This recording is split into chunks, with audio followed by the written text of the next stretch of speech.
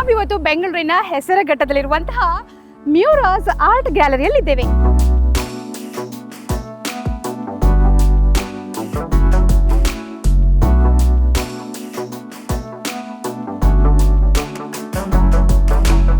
ಏನಪ್ಪ ಈ art gallery ವಿಶೇಷತೆ ಅಂತೀರಾ?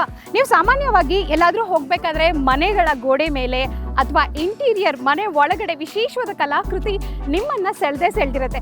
ಯಾವ್ದು ಪೇಂಟಿಂಗು, ಇದನ್ನ ಹೇಗೆ ಮಾಡ್ತಾರೆ, ಇದು ಯಾವ ಥರ ಆರ್ಟ್ ವರ್ಕ್ ಅಂತ ಬಹುತೇಕರಿಗೆ ಕುತೂಹಲ ಇದ್ದೇ ಇರುತ್ತೆ. ಅದನ್ನ ಇವತ್ತು ನಾವು ನಿಮಗೆ ತಿಳಿಸ್ಕೊಡ್ತಾ ಇದ್ದೀವಿ.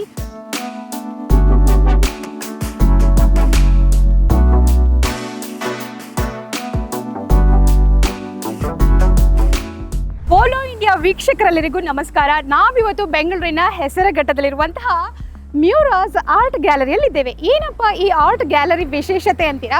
ನೀವು ಸಾಮಾನ್ಯವಾಗಿ ಎಲ್ಲಾದರೂ ಹೋಗ್ಬೇಕಾದ್ರೆ ಮನೆಗಳ ಗೋಡೆ ಮೇಲೆ ಅಥವಾ ಇಂಟೀರಿಯರ್ ಮನೆ ಒಳಗಡೆ ವಿಶೇಷವಾದ ಕಲಾಕೃತಿ ನಿಮ್ಮನ್ನ ಸೆಳೆದಿರುತ್ತೆ. ಯಾವ್ದು ಪೇಂಟಿಂಗು, ಇದನ್ನ ಹೇಗೆ ಮಾಡ್ತಾರೆ, ಇದು ಯಾವ ಥರ ಆರ್ಟ್ ವರ್ಕ್ ಅಂತ ಬಹುತೇಕರಿಗೆ ಕುತೂಹಲ ಇದ್ದೇ ಇರುತ್ತೆ. ಅದನ್ನ ಇವತ್ತು ನಾವು ನಿಮಗೆ ತಿಳಿಸ್ಕೊಡ್ತಾ ಇದ್ದೀವಿ. ಆ ಮ್ಯೂರಲ್ ಆರ್ಟ್ನ ಪರಿಚಯ ಮಾಡ್ಕೊಡ್ತಾ ಇದ್ದೀವಿ. ಈ ಆರ್ಟ್ ಮನೆ ಮೇಲೆ ಮನೆ ಒಳಗಡೆ ಹೇಗೆ ಕೆತ್ತಲಾಗುತ್ತೆ ಈ ಎಲ್ಲ ವಿಷಯವನ್ನ ತಿಳಿಸ್ಕೊಡೋಕೆ ನಮ್ಮ ಜೊತೆ ಇವತ್ತು ಮ್ಯೂರಲ್ ಆರ್ಟಿಸ್ಟ್ ರಾಜೇಶ್ ಸರ್ ಇದ್ದಾರೆ. Hello sir. ಚೆನ್ನಾಗಿದ್ದೀರಾ? ಹಾ ಸರ್, ನೀವು ಚೆನ್ನಾಗಿದ್ದೀರಾ? ಸೊ ನಿಮ್ಮ ಮ್ಯೂರಲ್ಸ್ ಆರ್ಟ್ ಗ್ಯಾಲರಿ ನೋಡ್ತಾ ಇದ್ರೇನೆ ಬಹಳ ಖುಷಿ ಆಗುತ್ತೆ. ಸೊ ಏನಿದು, ಇದ್ರ ಬಗ್ಗೆ ಎಕ್ಸ್ಪ್ಲೈನ್ ಮಾಡಬಹುದಾ? ಮ್ಯೂರಲ್ಸ್ ನಾವು ಎಲಿವೇಶನ್ಗೆ ಹಾಕ್ತೇವೆ. ಈ ಒಂದು ಹೌಸ್ ಇರ್ಬೋದು, ಕಮರ್ಷಿಯಲ್ ಕಾಂಪ್ಲೆಕ್ಸ್ ಇರ್ಬೋದು, ಇಂಟೀರಿಯರ್ ಎಕ್ಸ್ಟೀರಿಯರ್ ಎಲ್ಲ ಮ್ಯೂರಲ್ಸ್ ಅನ್ನು ನಾವು ಎಲಿವೇಶನ್ಗೆ ಇಂಟೀರಿಯರ್ಗೆ ಎಲ್ಲ ಹಾಕೋದು. ಇದು ಮಾಡಿರೋದು ಫೈಬರ್ ಕಾಸ್ಟಿಂಗ್ ಮೀಡಿಯಾದಲ್ಲಿ. ಇದರಲ್ಲಿ ಸುಮಾರು ಬೇರೆ ಬೇರೆ ಮೀಡಿಯಾಸ್ ಬರುತ್ತೆ. ಸ್ಯಾಂಡ್ ಕಾಸ್ಟಿಂಗ್ ಬರುತ್ತೆ, ಟೆರಕೋಟಾ ಬರುತ್ತೆ, ಮೆಟಲ್ ಅಲ್ಲಿ ಮಾಡ್ಬೋದು, ಸಿಮೆಂಟ್ ಅಲ್ಲಿ ಮಾಡ್ಬೋದು, ಮೊಸೈಕ್ ಚಿಕ್ಕ ಚಿಕ್ಕ ಪೀಸ್, ಸೆರಾಮಿಕ್ ಪೀಸಸ್ ಎಲ್ಲ ಇಟ್ಕೊಂಡು ಯೂಸ್ ಮಾಡ್ಬೋದು.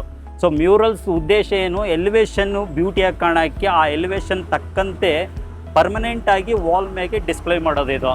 ಸೊ ಆ ಕೆಲವೊಂದು ವರ್ಕ್ ಅಲ್ಲೇ ಸ್ಟಾರ್ಟ್ ಮಾಡ್ತೇವೆ, ಕೆಲವೊಂದು ಇದೆಲ್ಲ ಫೈಬರಲ್ಲಿ ರೆಡಿ ಮಾಡೋದು. ಆ ಎಲಿವೇಶನ್ ತಕ್ಕ ಏನು ಸೈಜ್ ಇರುತ್ತೆ ಅದನ್ನು ರೆಡಿ ಮಾಡಿಬಿಟ್ಟು ನಾವು ಒಯ್ದ್ಬಿಟ್ಟು ಸ್ಕ್ರೂ ಆಗಿ ಫಿಟ್ಟಿಂಗ್ ಮಾಡೋದಿರುತ್ತೆ. ಸೊ ಇಂಟೀರಿಯರ್ ಹಾಕ್ಬೋದು, ಎಕ್ಸ್ಟೀರಿಯರ್ ಹಾಕ್ಬೋದು ಫೈಬರ್ ಕಾಸ್ಟಿಂಗು.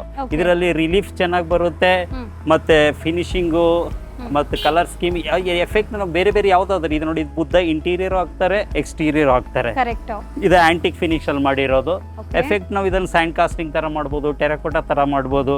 ಈಗ ನನ್ನ ಬಿಲ್ಡಿಂಗ್ ಎಲಿವೇಶನ್ ಎಲ್ಲ ಹಾಕಿದ್ದೀನಲ್ಲ, ಈ ತರ ಮ್ಯೂರಲ್ಸ್ ರೆಸಿಡೆನ್ಸಿಗೆ ಜಾಸ್ತಿ ಮಾಡಿಸ್ತಾರೆ. ಮತ್ತೆ ಕೆಲವೊಂದು ಕಮರ್ಷಿಯಲ್ ಆ ಬಿಲ್ಡಿಂಗಿಗೆ ಯಾವ ಥರ ಆ ಬಿಲ್ಡಿಂಗ್ ಇದೆ, ಕಮರ್ಷಿಯಲಲ್ಲಿ ಏನು ಬಿಸ್ನೆಸ್, ಅದನ್ನು ರಿಪ್ರೆಸೆಂಟ್ ಆಗಿ ಮ್ಯೂರಲ್ಸ್ ಹಾಕ್ತೇವೆ. ಕೆಲವೊಂದೇನೋ ಆ ಸ್ಪೇಸಿಗೆ ತಕ್ಕಂತೆ ಅಲ್ಲಿ ಬರೋ ಜನರಿಗೆ ಯಾವ ಬ್ಯೂಟಿ, ಯಾವ್ದು ಏನು ಬೇಕಾಗುತ್ತೆ, ಯಾವುದರಿಂದ ಇನ್ಸ್ಪೈರ್ ಆಗುತ್ತೆ ಆ ಸಬ್ಜೆಕ್ಟ್ ಇಟ್ಕೊಂಡು ನಾನು ಮ್ಯೂರಲ್ಸ್ ಮಾಡ್ತೀನಿ. ಸರ್, ನೀವು ಹೇಳ್ತಾ ಇದ್ರಿ ರೆಸಿಡೆನ್ಸ್ಗೆ ಜಾಸ್ತಿ ಬೇಕಾಗುತ್ತೆ ಅಂತ. ಇದೇನು ಸರ್, ಗಿಫ್ಟ್ ಶೋರೂಮ್? ಇದು ಒಂದು ಗಿಫ್ಟ್ ಆಫೀಸು. ಇದು ನಂದೇ ಇದು. ಅದಕ್ಕೆ ನಾನು ಎದುರುಗಡೆ ಒಂದು ಮ್ಯೂರಲ್ಸ್ ಮಾಡಿದ್ದೀನಿ ನೋಡಿ. ಇದು Buddha mural. So as a nature ಹೇಗೆ ಸ್ಪ್ರೆಡ್ ಆಗಿದೆ ಅಲ್ಲ, ಪ್ರಕೃತಿ ಸೀನರೀಸ್ ಪೂರ ವಾಲ್ ಮೇಲೆ ನಾನು ಫೈಬರ್ ಕಾಸ್ಟಿಂಗ್ ಸ್ಪ್ರೆಡ್ ಮಾಡಿದ್ದೀನಿ ಲೀವ್ಸ್ ಎಲ್ಲ. ಅದ್ರ ಕೆಳಗಡೆ ಬುದ್ಧ ಸ್ಟ್ಯಾಚು ಯೂಸ್ ಮಾಡ್ಕೊಂಡು ಇದು ಮ್ಯೂರಲ್ಸ್ ಮಾಡಿರೋದು. ಇದು ಸ್ಪೆಷಲಿ ಲುಕ್ ಚೆನ್ನಾಗಿ ಇಂಟೀರಿಯರ್ಗೆ, ಎಂಟ್ರೆನ್ಸಲ್ಲಿ, ಆಫೀಸ್ ಎಂಟ್ರೆನ್ಸಲ್ಲಿ, ರೆಸಿಡೆನ್ಸ್ ಎಂಟ್ರೆನ್ಸಲ್ಲಿ ತುಂಬ ಚೆನ್ನಾಗಿ ಕಾಣುತ್ತೆ. ಬ್ಯಾಕ್ ಲೈಟ್ ಕೊಟ್ಟಿದ್ದೀನಿ, ಪೂರ ಫೈಬರ್ ಕಾಸ್ಟಿಂಗ್ ಮೀಡಿಯಾದಲ್ಲಿ ಆಗಿದೆ ಇದು. ಅಂದ್ರೆ ಇನ್ನು ಇಷ್ಟೇ ಡಿಸೈನ್ಸ್ ಇದೆಯಾ ಸರ್, ಹೇಗೆ? ಇನ್ನು ತುಂಬ ಇದೆ. ಇನ್ನು ಮೇಲೆ ಫಸ್ಟ್ ಫ್ಲೋರಲ್ಲೆಲ್ಲ ಫುಲ್ ಮ್ಯೂರಲ್ಸ್ ಡಿಸ್ಪ್ಲೇ ಇದೆ. ಹೆಂಗೆ ಪ್ರೊಸೆಸ್ ಆಗುತ್ತೆ ಅದೆಲ್ಲ ಹಿಂದೆ ವರ್ಕ್ಶಾಪ್ ಇದೆ, ಅದನ್ನೆಲ್ಲ ನೀವು ಮೇಲೆ ನೋಡ್ಬೋದು. ಇನ್ನು ತುಂಬ ಮ್ಯೂರಲ್ಸ್ ಇದೆ ಮೇಲೆ. ಓಕೆ ಸರ್, ಶೋರ್, ಬನ್ನಿ ಹಾಗಿದ್ರೆ ಹೋಗೋಣ. ಮನೆ ಆರ್ಟ್ ಜೊತೆಗೆ ಮನೆಗೆ ಹೆಸರು ಇಡೋದು ಕೂಡ ತುಂಬಾ ಖುಷಿಯ ವಿಷಯ. ಇಲ್ಲಿ ನೋಡಿದ್ರೆ ಹಲವಾರು ಹೆಸರುಗಳಿವೆ, ಮನೆ ದೇವರ ಹೆಸರುಗಳೆಲ್ಲ ಇದೆ.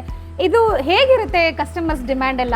ಇದು ಫೈಬರ್ ಕಾಸ್ಟಿಂಗ್ ಅಲ್ಲಿ ಮಾಡಿರೋದು. ಇದೆಲ್ಲ ಮನೆ ಅವ್ರಿಗೆ ಯಾವ ತರ ಬೇಕಾಗಿರುತ್ತೆ ಡಿಸೈನ್ಸ್, ಅವ್ರ ನೇಮ್ ಪ್ಲೇಟ್ಸ್ ಎಲ್ಲ ರೆಡಿ ಮಾಡಿಕೊಡ್ತೇವೆ. ಇದು ಆಂಟಿಕ್ ಫಿನಿಶ್ ಅಲ್ಲಿ ಮೀಡಿಯಾ ಫೈಬರ್ ಕಾಸ್ಟಿಂಗ್ ಇರುತ್ತೆ. ಎಷ್ಟು ವರ್ಷ ಬಿ ಏನಾಗಲ್ಲ, ಲಾಂಗ್ ಲೈಫ್ ಇರುತ್ತೆ. ಇದನ್ನು ನೇಮ್ ಪ್ಲೇಟ್ಸ್ಗಳೆಲ್ಲ ನಾವು ಬೇಕಾಗಿರೋ ತರ ಮಾಡ್ಕೊಡ್ತೇವೆ. ಈ ತರ ಮ್ಯೂರಲ್ಸ್ ಎಲ್ಲ ಎಲಿವೇಶನ್ಗೆ, ಇಂಟೀರಿಯರ್ಗೆಲ್ಲ ಮಾಡ್ಕೊಡೋದು. ಇದೆಲ್ಲ ಚೆನ್ನಾಗಿದೆ ಸರ್. ಕೃಷ್ಣ ರಾಧೆ, ಇದು ರಾಧಾಕೃಷ್ಣ ಸೀನ್ರಿ. ಇದು ಮನೆ ಹಾಲ್ಗೆ ತುಂಬಾ ಚೆನ್ನಾಗಿ ಅನ್ಸುತ್ತೆ. ಇದು ಪೂರ ರಾಧಾಕೃಷ್ಣ ಸೀನ್ರಿ ಇಟ್ಕೊಂಡು ಮಾಡಿರೋದು. ಸೊ ಬೇರೆ ಸೈಜಲ್ಲಿ ಬೇಕು ಅಂತಂದ್ರೆ ಅವ್ರು ಆರ್ಡರ್ ಕೊಟ್ರೆ ನಾವು ಅದು ಸೈಜ್ಗೆ ರೆಡಿ ಮಾಡ್ಕೊಡ್ತೇವೆ. ಕೆಲವೊಂದೇನೋ ನಮ್ಮ ಡಿಸ್ಪ್ಲೇದಲ್ಲೇ ಪೀಸ್ ಅವರಿಗೆ ಸೂಟೇಬಲ್ ಇದೆ ಅವ್ರಿಗೆ ಅಂದ್ರೆ ಅದನ್ನೇ ತಗೊಂಡು ಹೋಗ್ತಾರೆ ಅವರು. ಓಕೆ, ಸೊ ಇದಂತೂ ತಾಯಿ ಮಗುವಿನ ಮಮತೆ ಸಾರುವಂತ. ನೋಡಿ, ಅದು ತಾಯಿ ಮಗು ಜೊತೆ ನೆನಪು ಅಂತಂದು ಆ ಅಮ್ಮನ ನೆನಪಿನಲ್ಲಿ ನೇಮ್ ಪ್ಲೇಟ್ ಮಾಡ್ಸೋದು. ಈ ತರ ಅವ್ರಿಗೆ ಕೆಲವೊಂದು ಅವ್ರ ಕಲ್ಪನೆ ಇತ್ತಂದ್ರೆ ಅದನ್ನು ನಾವು ಅವ್ರಿಗೆ ಹೇಗೆ ಬೇಕು ಆ ಥರ ನಾವು ಆ ಡಿಸೈನನ್ನು ಡೆವಲಪ್ ಮಾಡಿಬಿಟ್ಟು ಒಂದು ಡ್ರಾಯಿಂಗ್ ಮಾಡಿ ತೋರಿಸ್ತೇವೆ. ಆಮೇಲೆ ಅದನ್ನೆಲ್ಲ ಓಕೆ ಆದ್ಮೇಲೆ ನಾವು ಫೈಬರಲ್ಲಿ ರೆಡಿ ಮಾಡಿ ಕೊಡ್ತೇವೆ So, ಅವರಿಗೆ. ಮನೆ ಅಂದ್ರೆ ಜಸ್ಟ್ ಅದು ವಾಸದ ಜಾಗ ಅಷ್ಟೇ ಅಲ್ಲ, ಎಮೋಷನ್ಸ್ ಇರುತ್ತೆ. ಆ ತುಂಬಾ, ಥರದ್ದು ತುಂಬಾ ಆ ಚೆನ್ನಾಗಿ. ಭಾವನೆಗಳಿಗೆ ಜೀವ ತುಂಬಾ ಅದ್ಭುತ ಕಲಾವಿದ್ರು ನೀವು. ಹೌದು. ಸರ್, ನನಗೆ ಇಲ್ಲಿ ತುಂಬಾ ಅಟ್ರಾಕ್ಟ್ ಮಾಡ್ತಿರೋದು ನಮ್ಮ ಪ್ರಧಾನ ಮಂತ್ರಿಗಳು ಬಸವಣ್ಣನವರ ಸ್ಟ್ಯಾಚುಗೆ ಹಾರವನ್ನ ಹಾಕ್ತಾ ಇರೋದು. ಇದು ಡೆಲ್ಲಿಯಲ್ಲಿ ಇರೋದಲ್ವಾ? ಇದ್ರಲ್ಲಿ ನಿಮ್ಮ ಕೆಲಸ ಹೇಗೆ ಏನು ಅಂತ? ಹೌದು, ಇದು ಬಸವ ಸಮಿತಿ ಅಂತ ಡೆಲ್ಲಿ, ಇದರಲ್ಲೇ ಅದು ಬಸವ ಜಯಂತಿ ದಿನ ಉದ್ಘಾಟನೆ ಆಗಿರೋದು. ಈ ಸ್ಟ್ಯಾಚು ಪ್ರಧಾನಮಂತ್ರಿಯವರು ಮೋದಿ ಇಲ್ಲಿದ್ದಾರೆ, ಇಲ್ಲಿ ಯಡಿಯೂರಪ್ಪರು ಇದ್ದಾರೆ, ಅವಾಗ ಅದು ಉದ್ಘಾಟನೆ ಆಗಿತ್ತು. ಆ ಟೈಮಿಗೆ ಬಸವಣ್ಣನವರದು ಎಷ್ಟು ವಚನಗಳಿದೆ ಅದರದ್ದೊಂದು ದೊಡ್ಡ ಬುಕ್ ಎಲ್ಲ ಭಾಷೆಯಲ್ಲಿ ಆ ಬುಕ್ ಪ್ರಿಂಟ್ ರಿಲೀಸು ಇತ್ತು ಅದೇ ಡೇಟ್ಗೆ. ಈ ಸ್ಟ್ಯಾಚು ಮಾಡಿದ್ರೆ ಒಬ್ಬರು ಬಾಂಬೆ ಆರ್ಟಿಸ್ಟು. ಈ ಸ್ಟ್ಯಾಚು ನನಗೆ ಅವ್ರ ಆಫೀಸಲ್ಲಿ ಇತ್ತು ಇಲ್ಲಿ ಕರ್ನಾಟಕ ಬಸವ ಸಮಿತಿಯಲ್ಲಿ. ಅದು ಸ್ಟ್ಯಾಚು ತುಂಬ ಹಳೆಯದಾಗಿತ್ತು, ಅದು ವೈಟಲ್ಲಿತ್ತು. ಅದನ್ನು ಡೆವಲಪ್ ಮಾಡಿ ಅದನ್ನು ಫಿನಿಶಿಂಗ್ ಮಾಡಿ ಆ್ಯಂಟಿಕ್ ಫಿನಿಷಲ್ಲಿ ಮಾಡೋಕ್ಕೆ ನನಗೆ ತಂದು ಕೊಟ್ಟಿದ್ದರು ಬಸವ ಸಮಿತಿ. ಅದನ್ನು ನಾನು ಫುಲ್ ಅದ್ರದ್ದು ಎಲ್ಲ ಚೆನ್ನಾಗಿ ಉಜ್ಜಿಬಿಟ್ಟು ಅದಕ್ಕೆಲ್ಲ ಈ ಆ್ಯಂಟಿಕ್ ಕಾಪರ್ ಫಿನಿಷಲ್ಲಿ ರೆಡಿ ಮಾಡಿಕೊಟ್ಟೆ. ಅದು ರೆಡಿ ಮಾಡಿಕೊಟ್ಟಾಗ ಅದು ರೆಡಿ ಮಾಡೋಕ್ಕೆ ಒಂದು 2-3 ದಿವಸ ತೊಗೊಂಡು ಚೆನ್ನಾಗಿ ರೆಡಿ ಮಾಡಿಕೊಟ್ಟಾಗ ಇಲ್ಲಿಂದ ಅದು ಡೆಲ್ಲಿಗೆ ಹೋಯಿತು. ಡೆಲ್ಲಿ ಇನಾಗ್ರೇಷನಲ್ಲೇ ಅದು ಇಟ್ಬಿಟ್ಟು ಅದ್ರದ್ದು ಬಸವ ಜಯಂತಿ ಆಚರಣೆ ಮಾಡಿದ್ರು ಮೋದಿಯವರು.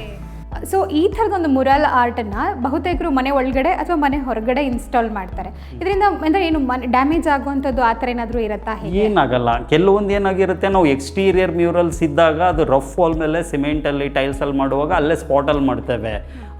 ಅದು ಪರ್ಮನೆಂಟಾಗಿ ಡಿಸ್ಪ್ಲೇ ಮಾಡೋದ್ರಿಂದ ಆಮೇಲೆ ಕಲರ್ ಫಿನಿಶಿಂಗ್ ಮಾಡ್ಕೊಂಡಿರ್ತೇವೆ. ಅದು ಶಿಫ್ಟ್ ಮಾಡೋಕ್ಕಾಗಲ್ಲ, ಅಲ್ಲೇ ಪರ್ಮನೆಂಟ್ ಆಗಿಬಿಡುತ್ತೆ.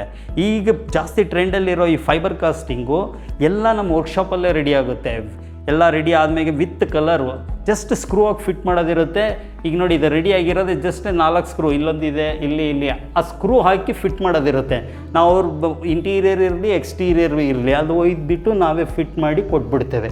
ಇವನ್ ಬೇರೆ ಔಟ್ ಸ್ಟೇಷನ್ ತೊಗೊಂಡು ಹೋಗ್ತಾರೆ ಅಂದ್ರೆ ಬಿ ಮಟೀರಿಯಲ್ ಅನ್ಬ್ರೇಕೇಬಲ್ ಫೈಬರಲ್ಲಿ ಇರೋದು ಏನೂ ಆಗೋಲ್ಲ. ನೀಟಾಗಿ ಪ್ಯಾಕ್ ಮಾಡಿಕೊಟ್ರೆ ಅವ್ರ ಕಾರ್ಪೆಂಟ್ರಿಂದ ಈಸಿಯಾಗಿ ಫಿಟ್ಟಿಂಗ್ ಮಾಡ್ಕೋಬೋದು. ಬೇಡ ಅಂದಾಗ ಕಲರ್ ರೀಪೇಂಟ್ ಮಾಡೋದಿದೆ, ಜಸ್ಟ್ ಸ್ಕ್ರೂ ರಿಮೂವ್ ಮಾಡಿ ತಂದು ಕೊಟ್ಟರೆ ಮತ್ತೆ ರೀಪೇಂಟ್ ಮಾಡಿಕೊಡ್ತೇವೆ. ಜಸ್ಟ್ ಒಯ್ದು ಬೇಡ ನಮಗೆ ಮತ್ತೆ ಬೇರೆ ಏನಾದರೂ ಹಾಕಬೇಕಂದ್ರೆ ವಾಲಿಗೆ ಯಾವುದೇ ಥರ ಡ್ಯಾಮೇಜ್ ಆಗಲ್ಲ, ಮ್ಯೂರಲನ್ನು ತೆಗಿಬೋದು. ಅದು ಜಸ್ಟ್ ಒಂದು ಸಣ್ಣ ಹೋಲ್ಸ್ ಇರುತ್ತೆ, ಪಟ್ಟಿ ಮಾಡ್ಕೊಂಡು ಮಳೆ ಹೊಡೆದಂಗೆ ಇರುತ್ತೆ. ಮತ್ತೊಂದು ಕಲಾಕೃತಿ ಬೇಕಂದ್ರೆ ಇನ್ಸ್ಟಾಲ್ ಮಾಡ್ಕೋಬೋದು. ಯಾವುದೇ ಥರ ಗೋಡೆಗೆ ಏನು ಹಾನಿ ಆಗಲ್ಲ. ಎಲ್ಲ ಸ್ಕ್ರೂ ಆಗಿ ಫಿಟ್ ಮಾಡೋದ್ರಿಂದ ಈಸಿಯಾಗಿ ಇದು ಮಾಡ್ಬೋದು. ಇದು ನೋಡಿ 3 ಹಾರ್ಸ್. ಇದು ಜಾಸ್ತಿ ಇಂಟೀರಿಯರಲ್ಲಿ ಯೂಸ್ ಮಾಡ್ತಾರೆ. 7 ಹಾರ್ಸ್ ಯೂಸ್ ಮಾಡ್ತಾರೆ, 1 ಹಾರ್ಸ್ ಮಾಡ್ತಾರೆ, 1, 3, 5, 7 ಈ ಥರ ಯೂಸ್ ಮಾಡ್ತಾರೆ. ಸೊ 7 ಜಾಸ್ತಿ ಯೂಸ್ ಮಾಡೋದು. ಇದು 3 ಹಾರ್ಸು ಫೈಬರಲ್ಲಿ ಮಾಡಿರೋದು. ಯಾವ ಥರ ಆರ್ಟ್ ವರ್ಕಿಗೆ ಜಾಸ್ತಿ ಡಿಮ್ಯಾಂಡ್ ಇದೆ ಸರ್? ದೇವರ ವಿಗ್ರಹ ಇರ್ಬೋದು ಅಥವಾ ಬರೀ ಹೆಸರೇ ಇರ್ಬೋದು ಅಥವಾ ಕಲಾಕೃತಿಗಳಿರ್ಬೋದು, ಇದು ತುಂಬಾ ಚೆನ್ನಾಗಿದೆ. ಇದು ನವಿಲು ಮತ್ತೆ ಇದೆಲ್ಲ ಇಂಟೀರಿಯರ್ ಎಲ್ಲ ಹಾಕ್ಬೋದು. ಇದನ್ನೆಲ್ಲ ಅವ್ರು ಒಂದು ಮ್ಯೂರಲ್ದು ಡಿಸೈನ್ ಹೆಂಗಾಗುತ್ತೆ ಅಂದರೆ ಅವರು ಎಲಿವೇಷನಲ್ಲಿ ಬಂದಿರೋ ವಾಲ್ ಇರ್ಬೋದು, ಅಲ್ಲ ಇಂಟೀರಿಯರಲ್ಲಿ ಡೂಪ್ಲೆಕ್ಸ್ ಮನೆ ಅದು ಇರುತ್ತಲ್ಲ, ವಾಲ್ ಯಾವ ಶೇಪಲ್ಲಿದೆ ಅದ್ರ ತಕ್ಕಂತೆ ಡಿಸೈನ್ಸ್ ನಾವು ಕೊಡ್ಬೋದು. ವಾಲಿಂಗ್ ಹೈಟ್ ಜಾಸ್ತಿ ಇದೆ, ವಿಡ್ತ್ ಕಮ್ಮಿ ಇದೆ ಅಂದರೆ ಈ ಥರ ನಾವು ಉದ್ದ ಮ್ಯೂರಲಿಂಗ್ ಹೈಟ್ ಜಾಸ್ತಿ ಇಟ್ಕೊಂಡು ಮಾಡ್ಕೋಬೋದು.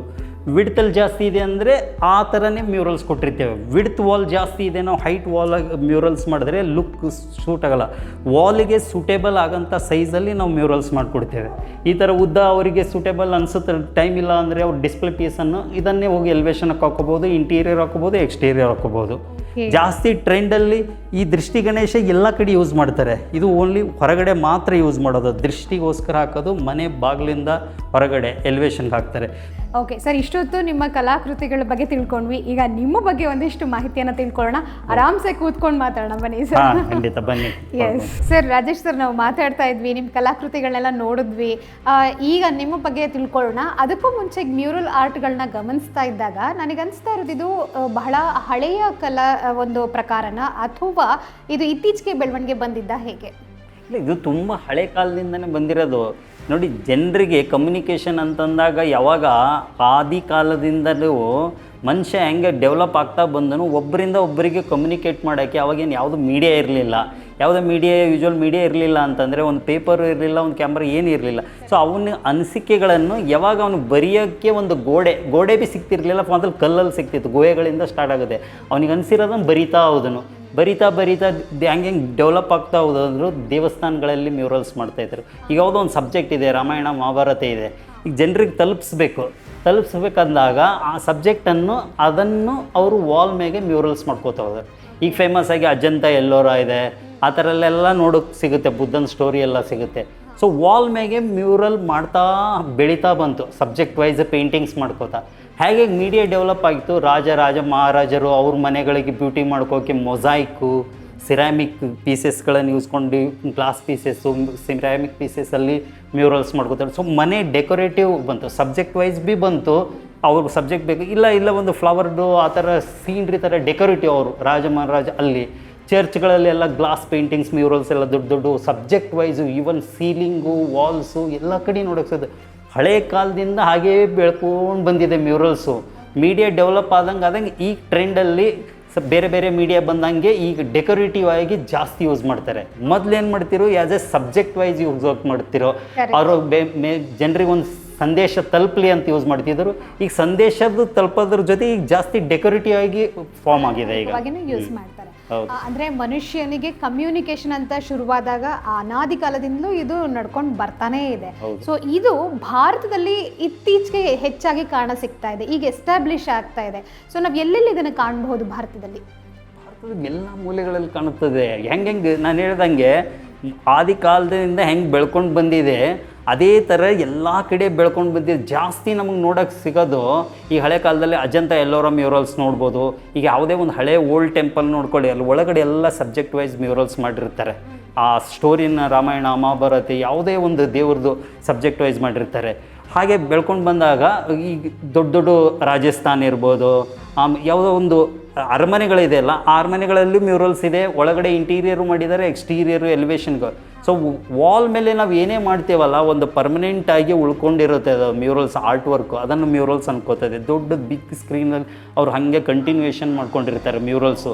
ಸೊ ಹಾಗೆ ಎಲ್ಲ ನಾವು ಈವನ್ ಇಂಡಿಯಾದಾಗ ಅನ್ಕೋಬೋದು, ಈವನ್ ಫಾರಿನ್ಸ್ ಬೇರೆ ಯಾವುದೇ ದೇಶದಲ್ಲಿ ಇಟ್ಕೊಂಡು, ಇಂಡಿಯಾದಲ್ಲಂದು ಮೊದಲಿಂದನೇ ಮಾಡ್ಕೊಂಡು ಬಂದಿದೆ. ಅವ್ರವ್ರ ದೇಶದಲ್ಲಿ ಅವ್ರವರು ಹೇಗೆ ಕಮ್ಯುನಿಕೇಟ್ ಮಾಡ್ಕೊಂಡು ವಾಲಲ್ಲಿ ಮಾಡಿದ್ದಾರೆ. ಈಗ ರಾಜಸ್ಥಾನ, ಜೈಪುರ್ ಅಥವಾ ನೀವು ಹೇಳಿದ ಹಾಗೆ ಅಜಂತ ಎಲ್ಲೋರ, ಇಲ್ಲೆಲ್ಲವೂ ಕೂಡ ಮ್ಯೂರಲ್ ಆರ್ಟ್ಸು ಸಾರ್ವಜನಿಕರಿಗೆ ನೋಡ್ಲಿಕ್ಕೆ ಸಿಗುತ್ತೆ ಅಂತ ಹೇಳ್ತಾ ಇದ್ರಿ. ಸೊ ಇವಾಗ ಇದು ಎಲ್ಲ ಮನೆಗಳಲ್ಲೂ ಕೂಡ ತನ್ನ ಸ್ಥಾನವನ್ನ ಗಟ್ಟಿ ಮಾಡ್ಕೊಂಡಿದೆ. ಸರ್, ಇದಕ್ಕೆ ಕಾರಣ ನಿಮ್ಮಂತಹ ಕಲಾವಿದರು. ನಿಮಗೆ ಈ ಕಲಾ ಪ್ರಕಾರದ ಬಗ್ಗೆ ಆಸಕ್ತಿ ಹುಟ್ಟಿದ್ದು ಹೇಗೆ? ಮೂಲತಃ ನಿಮ್ಮ ಊರು ಯಾವುದು? ವಿದ್ಯಾಭ್ಯಾಸ? ನನ್ನ ಪ್ರಾಪರ್ ಗುಲ್ಬರ್ಗದಲ್ಲಿ ನಾನು ಸ್ಟಾರ್ಟಿಂಗ್ ಚಿಕ್ಕಂದಿದ್ದಂಗೆ ಆರ್ಟಲ್ಲಿ ಇಂಟ್ರೆಸ್ಟ್ ಇರೋದ್ರಿಂದ ನಾನು ಎಜುಕೇಷನ್ ಮುಗಿದ ತಕ್ಷಣ ನಮ್ಮ ಅಪ್ಪ ಅಮ್ಮ ಮೊದಲು ಸೈನ್ಸಿಗೆ ಹಾಕಿದ್ರು. ಸೈನ್ಸ್ ಮುಗಿಸ್ಕೊಂಡು ಅಲ್ಲೆಲ್ಲ ಸೈನ್ಸಲ್ಲಿ ಓದೋದಕ್ಕೂ ನನಗೆ ಆರ್ಟ್ ಅನ್ನೋದೊಂದು ಇದು ಇತ್ತಲ್ಲ, ಅದೊಂದು ಆ ಸೈನ್ಸ್ ಮುಗಿಸೋದನ್ನ ನಾನು ಮತ್ತೆ ಈ ಕಡೆ ಗುಲ್ಬರ್ಗದಲ್ಲಿ MM college of visual art ಇದೆ. ಸೊ ಅಲ್ಲಿ ನಾನು ಅದು ಮುಗಿಸ್ಕೊಂಡು ಸೈನ್ಸ್ ಬಿಟ್ಟು ಆಮೇಲೆ ನಾನು ಫೈನ್ ಆರ್ಟಿಗೆ ಸೇರಿದೆ. ಫೈನ್ ಆರ್ಟ್ ಮೊದಲಿಂದನೇ ನನಗೆ ಬರೋದರಿಂದ ಇದರಲ್ಲಿ ಇಂಟ್ರೆಸ್ಟ್ ಇರೋದ್ರಿಂದ ಅಲ್ಲಿ ಗುಲ್ಬರ್ಗದಲ್ಲಿ MM college of visual art ಅಲ್ಲಿ ನಾನು BFA ಮಾಡಿದೆ, ಬ್ಯಾಚುಲರ್ ಆಫ್ ಫೈನ್ ಆರ್ಟು. ಅಲ್ಲಿ ಡಿಗ್ರಿ ಮುಗಿಸ್ಕೊಂಡು ಇದರಲ್ಲಿ ಹೆಚ್ಚಿಗೆ ಓದಬೇಕು, ಇನ್ನೂ ಚೆನ್ನಾಗಿ ಆರ್ಟ್ ವರ್ಕ್ ಮಾಡಿ ನಾನು ಅದೊಂದು ಆ ಕಾಲೇಜ್ ಇದರಲ್ಲಿರುತ್ತೆ.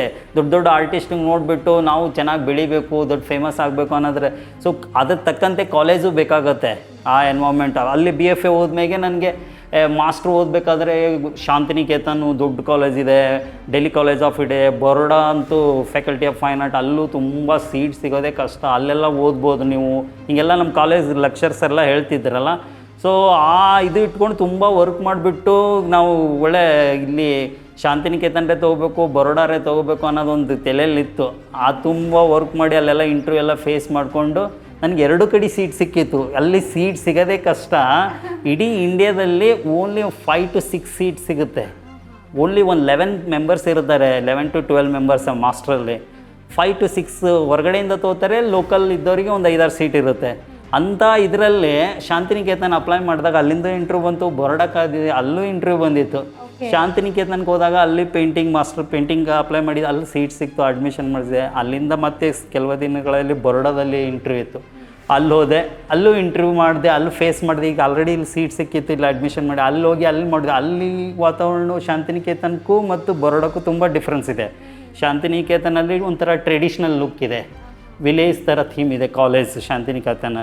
ಬರೋಡಾ ಫುಲ್ ಸಿಟಿಯಲ್ಲಿದೆ, ಮೇನ್ ಸಿಟಿಯಲ್ಲಿದೆ, ಫುಲ್ ಮಾಡರ್ನ್ ಕಾಲೇಜು. ಅಲ್ಲಿ ವಾತಾವರಣ ತುಂಬ ಚೇಂಜ್ ಇತ್ತು. ಸೊ ಅಲ್ಲಿ ನನಗೆ ನನ್ನ ಪೇಂಟಿಂಗ್ಸ್ ಎಲ್ಲ ನೋಡಿದಾಗ ಸ್ಪೆಷಲೈಸೇಷನ್ ಇರುತ್ತೆ. ಈಗ ಪೇಂಟಿಂಗ್ ಮಾಡೋದೇ ಒಂದು ಮೀಡಿಯಾ, ಸ್ಕಲ್ಪ್ಚರ್ ಮಾಡೋದೇ ಒಂದು ಮೀಡಿಯಾ, ಗ್ರಾಫಿಕ್ ಆರ್ಟು ಮತ್ತು ಮ್ಯೂರಲ್ಸ್ ಅನ್ನೋದು. ನನಗೆ ಮ್ಯೂರಲ್ಸ್ ರಿಲೇಟೆಡ್ಸಲ್ಲಿ ನನ್ನ ಪೇಂಟಿಂಗ್ಸ್ ದೊಡ್ಡ ಇರೋದು, ಫಾರ್ಮ್ಸ್ ಅದೆಲ್ಲ ಅಲ್ಲಿ ಸಜೆಸ್ಟ್ ಮಾಡಿದೆ, ನೀವು ಮ್ಯೂರಲಲ್ಲಿ ಸ್ಪೆಷಲೈಸೇಷನ್ ಮಾಡೋಂತ. ಸೊ ಬರೋಡಾದಲ್ಲಿ ಮ್ಯೂರಲಲ್ಲಿ ಮಾಸ್ಟರ್ ಮಾಡಿದೆ ನಾನು. Master degree ಮುಗಿಸಿದ್ರಿ. ಸೊ ಅದಾದ ನಂತರ ಇದನ್ನ ಹಾಬಿಯಾಗಿ ತಗೊಳ್ಬೇಕಾ ಅನಿಸ್ತಾ ಅಥವಾ ವೃತ್ತಿಯಾಗಿ ತಗೊಳ್ಬೇಕಾ ಅನಿಸ್ತಾ? ಹೇಗೆ ಅದು ಆರಂಭಿಕ ಸವಾಲುಗಳೇನಿದ್ವು? ಇಲ್ಲ, ಅಲ್ಲಿ ನಾವು ಎಜುಕೇಷನ್ ಮಾಡ್ಕೊಂಡು ಬಂದಮೇಲೆ ಈಗ ಒಂದು ಯಾವುದೇ ಒಂದು ಆರ್ಟಿಸ್ಟ್ ಪೇಂಟಿಂಗ್ ಒಂದು ಫ್ರೀಲ್ಯಾನ್ಸ್ ಆಗಿರ್ತಾರೆ. ಪೇಂಟಿಂಗ್ಸ್ ಮಾಡ್ಕೊಂಡು ಅದು ಎಜುಕೇಷನ್ ಮುಗಿಸ್ಕೊಂಡು ಬಂದು ಅವ್ರದ್ದೇ ಪೇಂಟಿಂಗ್ಸ್ ಎಲ್ಲ ಮಾಡಿಕೊಂಡು ಎಕ್ಸಿಬಿಷನ್ ಥ್ರೂ ಸೇಲ್ ಮಾಡಿ ಆರ್ಟಿಸ್ಟ್ ತಂದು ಜೀವನ ನಡೆಸ್ತಾನೆ. ಕೆಲವೊಬ್ಬರು ಏನು ಮಾಡ್ತಿರ್ತಾರೆ, ಮೀಡಿಯಾ ವೈಸಲ್ಲಿ ಈಗ ಟೆಕ್ಸ್ಟೈಲಲ್ಲಿ ಹೋಗ್ತಾರೆ, ಇಲ್ಲ ಆ್ಯನಿಮೇಷನಲ್ಲಿ ಹೋಗ್ತಾರೆ, ಈ ಥರ ಜಾಬಲ್ಲಿ ಹೋಗಿ ಆರ್ಟ್ ವರ್ಕ್ ಎಲ್ಲರಿಗೂ ಬೇಕಾಗುತ್ತೆ, ಯಾವುದೇ ಇದು ಇರಲಿ ಅಂತಲ್ಲೂ ಜಾಬ್ ತೊಗೋತಾರೆ. ಈಗ ನಾವು ಸ್ಪೆಷಲೈಸೇಷನ್ ಮ್ಯೂರಲ್ಸ್ ಕಲ್ತಿರೋದ್ರಿಂದ ನಂದು ಡೈರೆಕ್ಟ್ ಆರ್ಡರ್ಸ್ ಬರುತ್ತೆ. ಯಾಕೆಂದರೆ ನಮ್ಮದು ರೆಸಿಡೆನ್ಷಿಯಲ್ ಪ್ರಾಜೆಕ್ಟ್ ಇರ್ಬೋದು, ಕಮರ್ಷಿಯಲ್ ಪ್ರಾಜೆಕ್ಟ್ ಹೋಗಿ ಆ ಪ್ಲೇಸಲ್ಲಿ ಮ್ಯೂರಲ್ಸ್ ಮಾಡೋದಿರುತ್ತೆ. ನಾನು ಡಿಗ್ರಿ ಮುಗಿಸ್ಕೊಂಡು ಬರೋಡಾದಲ್ಲಿ ಮುಗಿಸ್ಕೊಂಡು 2001 ಮುಗೀತು. ಆಮೇಲೆ 2002 ಇಮಿಡಿಯೇಟ್ ಬೆಂಗಳೂರಿಗೆ ಬಂದೆ. ಇಲ್ಲಿ ನಮ್ಮ ಸಿಸ್ಟರ್ ಇದರಲ್ಲಿ ಸ್ಟಾರ್ಟಿಂಗಲ್ಲಿ ಒಂದು ಆಫೀಸ್ ಮಾಡ್ಕೊಂಡು ಸ್ಟಾರ್ಟ್ ಮಾಡಿದೆ. ಸೊ ಅಲ್ಲಿಂದ ನಾನು ಸ್ಟಾರ್ಟ್ ಆಯ್ತು ಆ್ಯಸ್ ಎ ಪ್ರೊಫೆಷನ್. ನಾನು ಮ್ಯೂರಲ್ಸ್ ಮಾಡಿ ಇದರಲ್ಲಿ ತುಂಬ ಹೆಸರು ಮಾಡ್ಬೋದು, ದುಡ್ಡು ಮಾಡ್ಬೋದು. ಸೊ ಅಲ್ಲಿ ಆಫೀಸ್ ಮಾಡಿಕೊಂಡು ನಾನು ಈ ಮ್ಯೂರಲ್ಸ್ ಬಗ್ಗೆ ಪ್ರಚಾರ ಮಾಡಿಕೊಂಡು ಒಂದೊಂದಾಗಿ 2002 ಇಲ್ಲಿವರೆಗೂ 2006 more than 3500 project murals different ಮೀಡಿಯಾಸಲ್ಲಿ ಮುಗಿಸಿದ್ದೀನಿ. ಸೊ ಎಲ್ಲರಿಗೂ ನೆಸೆಸರಿ ಇದರಿಂದ ಆ್ಯಸ್ ಎ ಪ್ರೊಫೆಷನ್ ಇದನ್ನೇ ನಾನು ಇವತ್ತಿಗೂ ಇದು ಮಾಡಿದ್ದೀನಿ. ಇಲ್ಲಿ ಕಟ್ಕೊಂಡು ಇದರಿಂದ ನನ್ನ ಸುಮಾರು ನನ್ನ ಹತ್ರ ಕಲ್ತವ್ರೆ ಎಷ್ಟೋ ಒಂದು 10-15 ಜನ ಇದೇ ಫೀಲ್ಡಲ್ಲಿ ನನ್ನ ಹತ್ರ ಕಲ್ತ್ಬಿಟ್ಟು ಇವತ್ತು ಫೀಲ್ಡಲ್ಲಿ ಒಳ್ಳೆ ಜೀವನ ಕಟ್ಕೊಂಡಿದ್ದಾರೆ. ಮ್ಯೂರಲ್ಸೇ ಮಾಡ್ಕೊಂಡು ಬರ್ತಾರೆ ಅವರೆಲ್ಲ. Very good sir. ತುಂಬ ಖುಷಿ ಆಯಿತು ರಾಜೇಶ್ ಸರ್. ನಿಮ್ಮ ಮ್ಯೂರಲ್ ಆರ್ಟ್ ಗ್ಯಾಲರಿ ಮೂಲಕ ಅನೇಕ ಮ್ಯೂರಲ್ ಆರ್ಟ್ ಬಗ್ಗೆ ತಿಳ್ಕೊಂಡ್ವಿ. ಮತ್ತು ಮನೆ ಮುಂದಿನ ಚಿತ್ರಗಳು ಕಾಣ್ತಾ ಇತ್ತು. ನಾನು ಆಗಲೇ ಹೇಳಿದ ಹಾಗೆ ಅದರ ಹಿಂದಿನ ಕಲಾವಿದರ ಬಗ್ಗೆ ಗೊತ್ತಾಗ್ತಾ ಇರಲಿಲ್ಲ, ಆ ಶ್ರಮ ನಮಗೆ ಅರಿವಾಗ್ತಾ ಇರಲಿಲ್ಲ. ಇವತ್ತು ನಿಮ್ಮ ಮೂಲಕ ನಮಗೆ ಮತ್ತು ವೀಕ್ಷಕರಿಗೆ ಅದ್ರದ್ದು ಒಂದು ನಾಲೆಡ್ಜ್ ಸಿಕ್ಕಿದೆ. ಥ್ಯಾಂಕ್ ಯು ಸೋ ಮಚ್ ನಮ್ಮ ಈ ಕಾರ್ಯಕ್ರಮದಲ್ಲಿ ಭಾಗವಹಿಸಿದ್ದಕ್ಕೆ ಧನ್ಯವಾದಗಳು.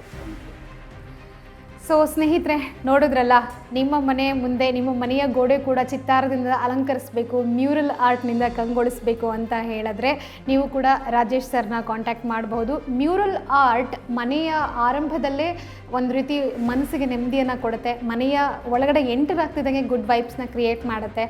ಹಾಗಿದ್ದಾಗ ಇರುವಂಥ ಜನರ ಮನಸ್ಸು ಕೂಡ ನೆಮ್ಮದಿಯಿಂದ ಇರುತ್ತೆ. ಯಾಕಂದರೆ ಅದೇ ಆರ್ಟ್ಗಿರೋ ಪವರ್. ಏನಂತೀರಾ?